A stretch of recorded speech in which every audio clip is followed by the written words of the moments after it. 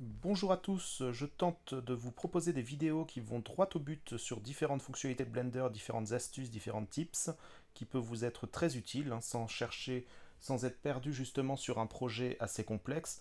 Là, on va droit au but. Donc là, l'idée, c'est de relier le plus proprement possible ces deux boucles de polygones pour pouvoir fermer cette partie-là et donc continuer de modéliser la pièce que je suis en train de modéliser.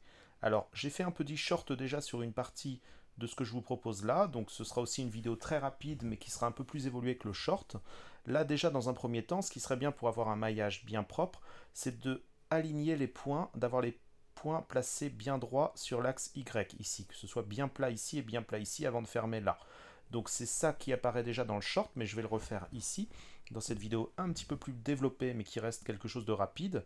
Donc pour ça, il faut utiliser la touche S du clavier et non pas G, parce que c'est vrai qu'on déplace les points, donc on aurait tendance à penser que c'est plutôt G, mais en fait ça va être la touche S. Donc j'appuie sur la touche S, je la relâche, voilà, je choisis l'axe, donc l'axe cette fois-ci c'est Y, donc j'appuie sur la touche Y, je vois qu'il est matérialisé par une droite de la couleur de l'axe que j'ai choisi, et j'appuie tout simplement sur la touche 0.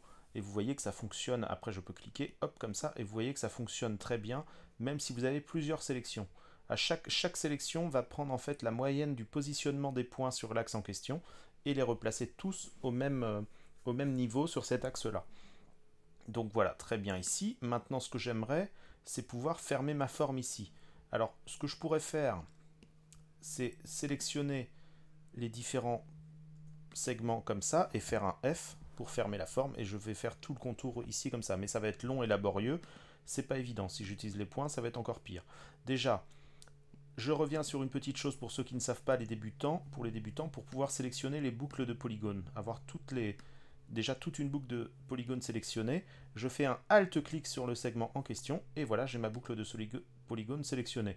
Si je veux sélectionner la seconde, eh ben, je pourrais faire la même chose, Alt-clic, mais je vois que je perds la précédente sélection. Donc pour ne pas perdre la précédente sélection, il faut que je rajoute Shift aussi.